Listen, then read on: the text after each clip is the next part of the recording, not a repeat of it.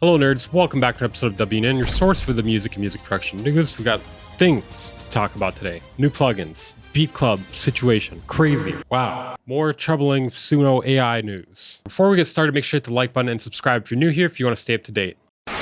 In our first story, we have some interesting AI news. Timbaland is not involved as far as I know, but it is involving SUNO. So for those of you that may or may not know, SUNO is currently in a legal battle with major record labels. SUNO has acquired WAVTOOL, which is a browser-based DAW. Yeah, I know some of you guys are probably not excited about this. This could be a good or bad thing. I mean, it could have people actually using it more creatively, or it could just have people making loops of some garbage shit. Granted, you could already do this. If you know how to use a DAW, you could just export whatever you wanted and then do whatever you want with it. You can sample it, you can be creative with it. So the co-founder and former CEO of WAVTOOL stated, "Once we came to understand how SUNO operates and how aligned the SUNO team is with our vision for AI and the music creation process, we knew joining forces was the right move. It's a great privilege to be a part of a team with such deep passion for music, deep passion for music." SUNO. That's the one where the CEO said that people don't enjoy making music, by the way. Just want to point that out. I can't wait to show off what we've been building together. I mean,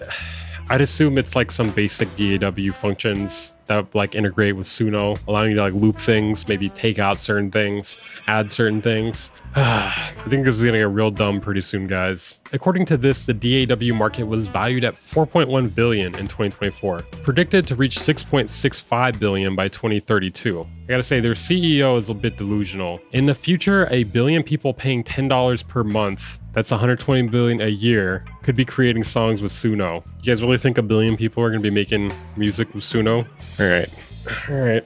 I didn't know about this. So apparently SUNO said that it planned to pay out $1 million between 2024 and December 2024 to creators making music on its platform, starting with $100,000 paid out to the 500 highest ranked tracks made publicly available on SUNO platform in June 2024. I'm just gonna assume there was a ton of bots involved. I'm just gonna assume.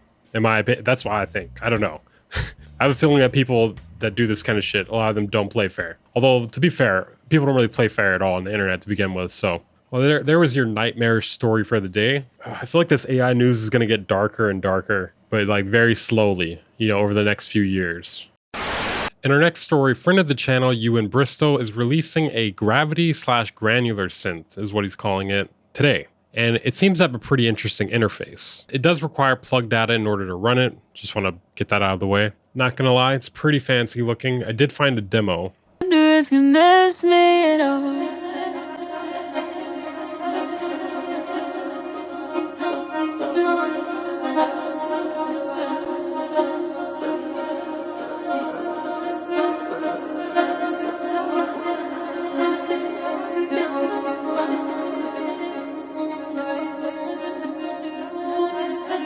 So if you're confused by what's happening, you're not alone. According to this here, each close orbit triggers a grain, and depending on the temperature of the planet, it gets hotter or cooler. That did sound cool though, and I don't think that's what it originally sounded like. And there may be some resynthesis involved here as well. I'm not sure if it's involved in this plugin or if he's using a different one for that portion of it. Don't know exactly. It's a little bit of a mystery, but pretty interesting. I'm going to assume it costs money.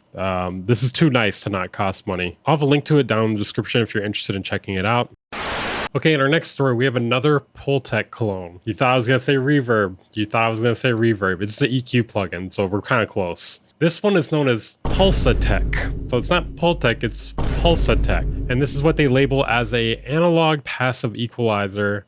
And this is, that's not what it looks like. That's a 3D rendering of what it looks like. Obviously, it emulates the musical warmth and depth of classic passive EQs, claiming to add rich analog-styled coloration to your mix. Enables simultaneous boost and attenuation within the same frequency band.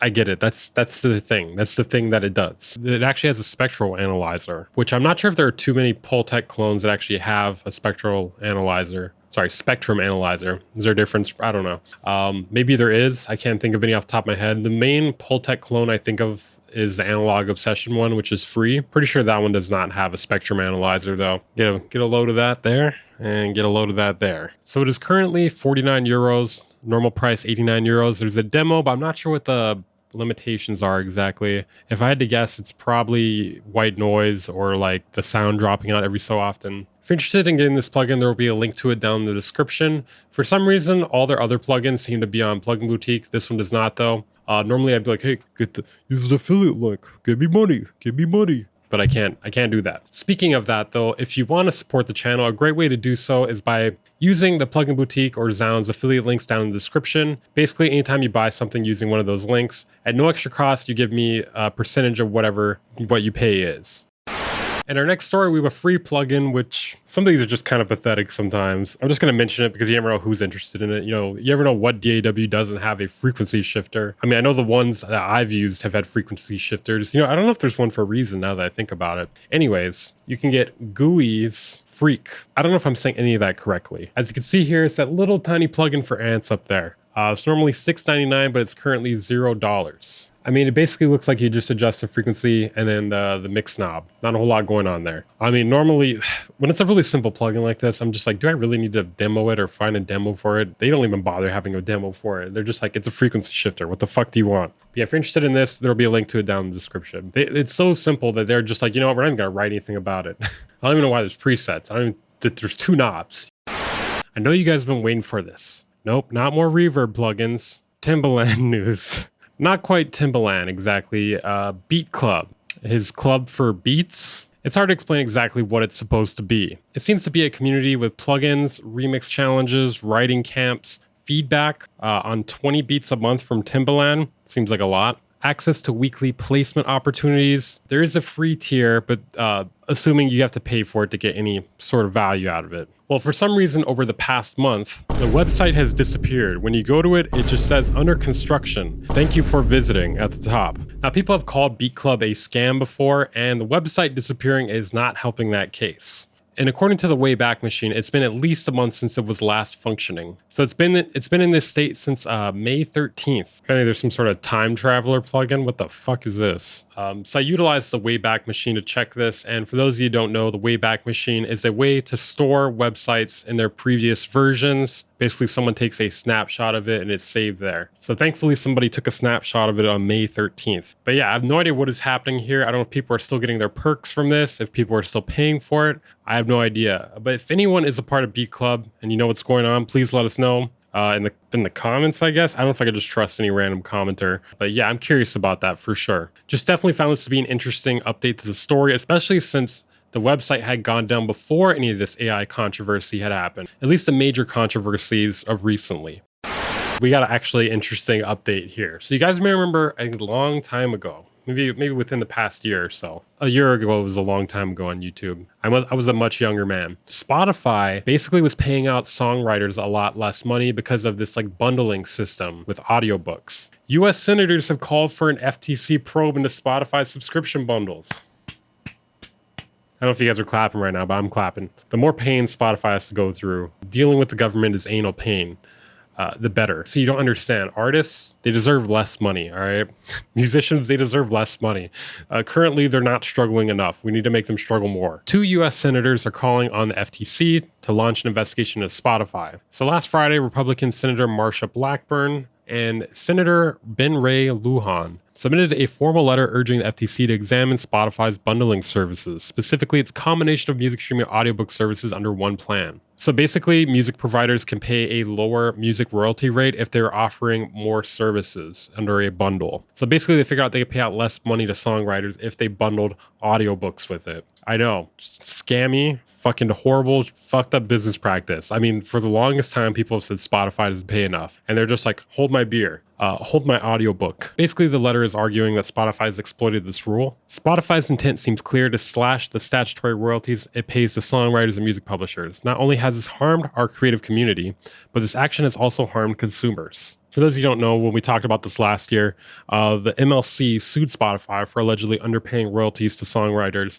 and publishers by tens of millions of dollars. So basically, they added 15 hours of audiobook access to the premium tiers, raising the price to $12 for individuals and $20 for families at the time. But these changes reportedly caused a $230 million loss to publishers. For publishers in its first year. And of course, after receiving backlash under this bundling move, they've released a hidden version, supposedly, for a basic music plan. And it turns out very few people switched back. Who would have thought? I didn't even know that was a thing. Honestly, bro, if Apple Music just got their shit together and made a better interface and better features, there'd be no reason for people to use Spotify. That's like really the one thing they have going. But yeah, that's where we are with that currently. And Spotify fucking sucks, bro. Like, I don't know. Like, it's crazy. Like, you would think they would be like, you know what? We're not liked very much by creatives. Maybe we should do something about that. Something to help them. And they're just like, yeah, we're going to help them by fucking them in the ass harder and longer without pause.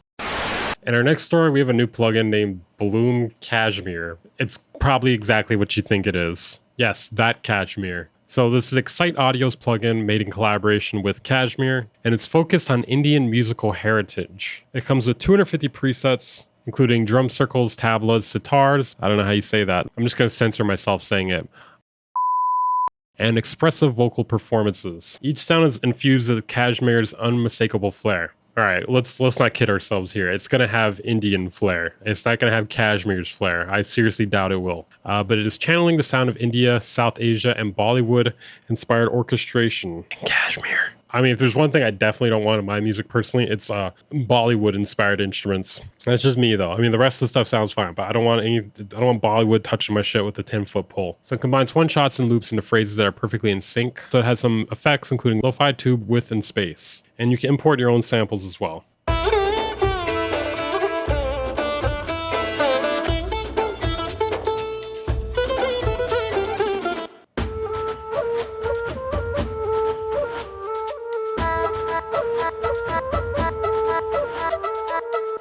Bro, if you're trying to do some 2012 type trap, oh man, this would go crazy.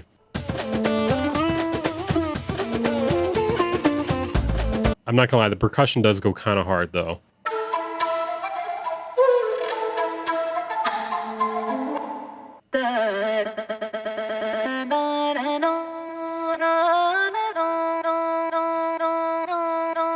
Vocals are fine, but the percussion is mainly the thing that interests me here personally.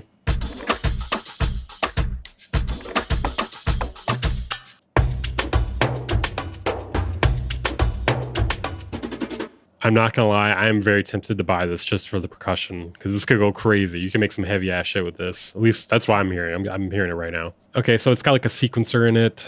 You know, it's a sampler simultaneously. I think you guys get the idea here. They have a light version and a full version. And this one you can get on Plugin Boutique.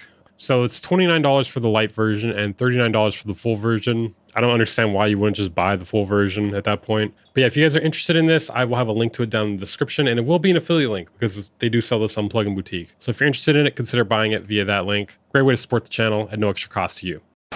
Okay guys, that is it for this episode. Source for the music. Make sure to hit the like button, subscribe if you're new here if you want to stay up to date. And if you want to support the channel, there are various ways to do so in the description. I'll see you guys next time.